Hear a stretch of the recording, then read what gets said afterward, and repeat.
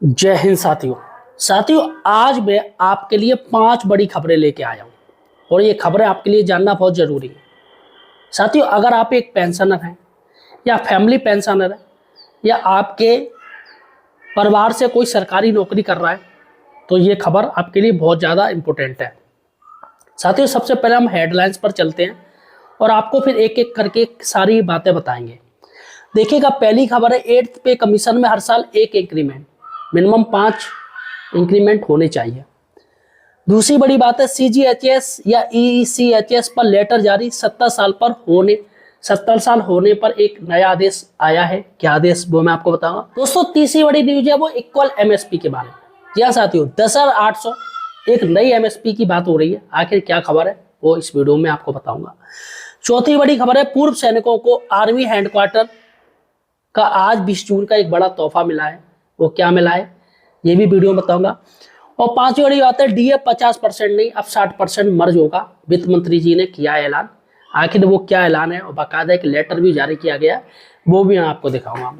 अतः साथियों, सही और सटीक जानकारी के लिए आप हमारे चैनल द फाइनेंशियल हेल्पर को सब्सक्राइब जरूर कीजिए। अगर आप एक पेंशनर हैं या फैमिली पेंशन ले रहे हैं या फिर आपका परिवार में कोई सरकारी नौकरी कर रहा है तो यार हमारे चैनल को सब्सक्राइब करिएगा। हम पेंशनरों के लिए आवाज़ उठाते हैं। हमारा चैनल पेंशनरों के तमाम जो वीडियो है वो बनाता है। पेंशनरों के सपोर्ट की जो आवाज़ हम सरकार तक पहुंचाते हैं। किसी का आप देखो ना देखो, लेकिन पेंशनरों की आवाज़ जरूर सुननी चाहिए, इसलिए सपोर्ट कीजिएगा, चैनल को सब्सक्राइब कीजिए। चलेगा साथियों, सबसे पहले हम चलते हैं। पहली अपनी बड़ी खबर है वो है 8th पे कमीशन में हर साल एक इंक्रीमेंट और मिनिमम 5 इंक्रीमेंट की बात की गई है। आखिर वो क्या खबर है, सबसे पहले आप खबर देखिएगा। 8वें वेतन आयोग में कर्मचारी पक्ष द्वारा 6 साल, 12 साल, 18 साल, 24 साल और 30 सालों में 5 वित्तीय लाभ देने का प्रस्ताव दिया गया है। ये प्रस्ताव स्टाफ साइड की तरफ से 8वें वेतन आयोग को बताया गया है कि ग्रुप सी में कई कैडर ऐसे हैं जिसमें ड्राइवर कैटेगरी है और भी लोअर कैटेगरी होते हैं जो ग्रुप सी में आते हैं, और पे लेवल 3 तक जो भर्ती होते हैं उनमें पदोन्नत जो होती है 3 पदोन्नत भी पूरी सर्विस में नहीं हो पाती है। तो ऐसे में इसमें मांग की गई है कि उन्हें एमएससीपी का फ़ायदा दिया जाना चाहिए। बेहतर प्रतिभाओं को आकर्षित करने के उद्देश्य से पिछले सभी वेतन आयोग में केंद्रीय सरकार के कर्मचारी के कैरियर प्रगति यानी कि एमएससीपी के मुद्दे पर विचार किया गया है। हालांकि प्रत्येक वेतन आयोग ने नए आयोग की घोषणा करने से पहले बेहतर प्रदर्शन किया है, लेकिन 8वां वेतन आयोग में जो मांग रखी गई है, पिछले जो मुद्दे रह गए हैं उसे खत्म करने की मांग की गई है कि जो मुद्दे थे उन्हें उसका निपटारा होना चाहिए। इसमें मांग की गई है कि 6 भर्ती के 6 साल में उन्हें पहला वित्तीय लाभ यानी कि पहली एमएससीपी मिलनी चाहिए। नियुक्ति की तिथि के 12 वर्ष की सेवा के बाद दूसरी एमएससीपी और नियुक्ति की तिथि के 18 वर्ष बाद तीसरी एमएससीपी, 24 वर्ष में चौथी एमएससीपी मिलनी चाहिए। अभी तक 24 साल में 3 एमएससीपी मिलती हैं और वहीं 30 साल में 5वीं एमएससीपी का फायदा दिया जाना चाहिए अगर प्रमोशन नहीं होता है तो।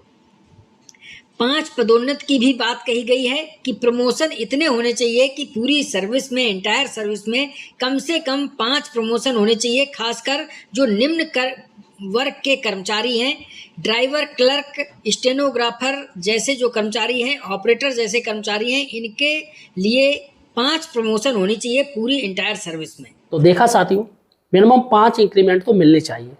चलेगा साथियों, अब हम चलते अपनी दूसरी बड़ी खबर पर। सीजीएचएस या ईसीएचएस जो कार्ड होल्डर है, एक लेटर जारी हुआ है साथियों, और वो 70 साल का एक वेटेज की बात हो रही है, रेफरल की बात हो रही है। सबसे पहले साथियों देखिएगा 70 साल होने पर क्या आदेश हुआ है और किस आदेश की बात की जा रही है। सबसे पहले ये न्यूज देखिएगा।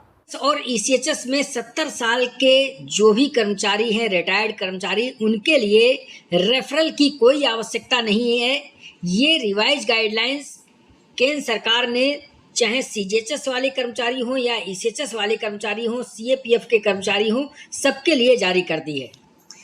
70 साल जिनकी एज हो जाती है वो अगर कोई इम्पैनल हॉस्पिटल में इलाज कराते हैं तो उन्हें रेफरल की बिल्कुल भी आवश्यकता नहीं है। सीधे जाकर जो इम्पैनल हॉस्पिटल है उसमें इलाज करा सकते हैं और इसके लिए आपको रेफरल लेने की ज़रूरत नहीं है।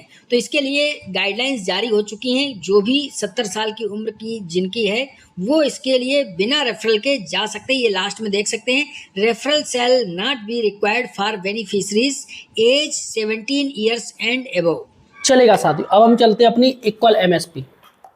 जेसीओ साथियों जो चाहते हैं कि इक्वल एमएसपी मिले, लेकिन साथियों यहाँ पर 8th पे कमीशन की तरफ से कह दिया गया है हम आपको इक्वल एमएसपी तो नहीं देंगे, लेकिन एमएसपी आपकी डबल हो सकती है। जी हाँ साथियों, एक दावा किया गया है कि सरकार 8th पे कमीशन की टीम इक्वल एमएसपी पर बात नहीं बन रही है, लेकिन सभी की एमएसपी वो डबल करने जा रही है। सबसे पहले ये न्यूज़ देखिएगा, न्यूज़ क्या कह रही है। कमीशन में एमएसपी कितनी हो जाएगी, तो इस पर एक बड़ी अपडेट आई है।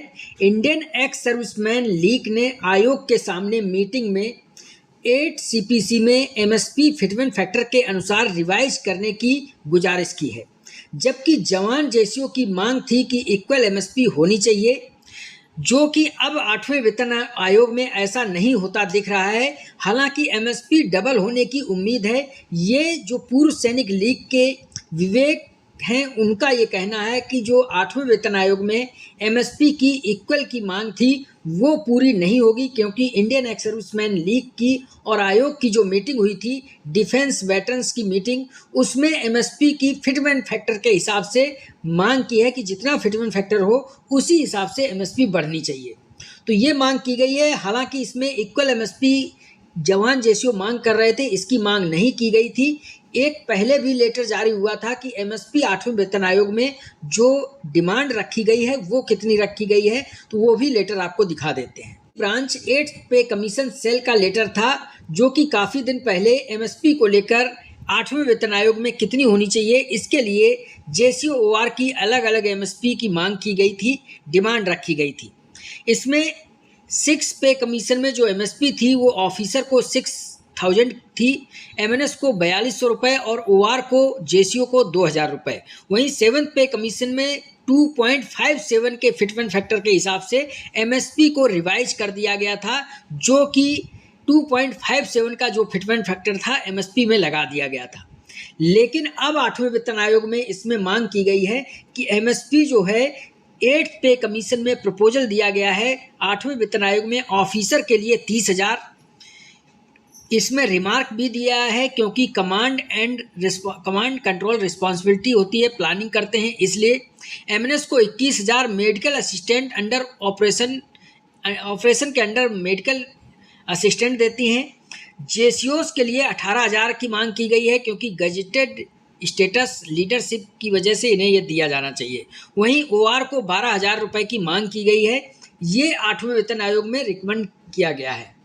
क्या एमएसपी जेसीओ और जवानों को बराबर तो मिलनी नहीं है, लेकिन इसमें भी आप देख सकते हैं 2 कैटेगरी बना दी गई हैं। जेसीओ और ओआर को पहले एक कैटेगरी में थी, अब 2 कैटेगरी में। जेसीओस के लिए ठीक किया गया है कि 18,000 रुपये होनी चाहिए, वहीं ओआर को 12,000 रुपये किया गया है और ऑफिसर को लगभग डबल कर दी गई है। चलेगा साथियों, अब हम चलते हैं अपनी चौथी बड़ी खबर। पूर्व सैनिकों को आर्मी हेडक्वार्टर का आज 20 जून का एक बड़ा तोहफा मिला है। जी हाँ साथियों, आखिर वो क्या खबर है? एक लेटर जारी हुआ है। डायरेक्टर जनरल रीसेटलमेंट हेडक्वार्टर की तरफ से एक लेटर जारी हुआ है जिसमें कि पूर्व सैनिकों को DGR coal loading and transport scheme के अंतर्गत वीर नारियां, अनाथ आश्रित और दिव्यांग पूर्व सैनिकों को लाभ दिया जा रहा है। इसके लिए पंजीकरण 20 जून 2026 से शुरू हो रहा है। अधिक जानकारी के लिए डीजीआर की वेबसाइट में लॉगिन करके आप ये सारी जानकारी ले सकते हैं। इसमें बता दें, पूर्व सैनिकों को डीजीआर की तरफ से कोल लोडिंग एंड ट्रांसपोर्ट स्कीम के तहत इसका फ़ायदा उठा सकते हैं। इसकी आज से ही इसके ऑनलाइन फार्म भरने शुरू हो गए हैं। जो भी ऑनलाइन फार्म भर के इसका फ़ायदा लेना चाहते हैं उठा सकते हैं, क्योंकि ये पूर्व सैनिकों के लिए बहुत ही अच्छी स्कीम है और इसका फ़ायदा उठाएं। चलेगा साथियों, अब हम चलते हैं अपनी 5वीं बड़ी खबर। वो है डीए 50 नहीं बल्कि 60% मर्ज होगा। वित्त मंत्री निर्मला सीतारमण जी ने ऐसा ऐलान किया है।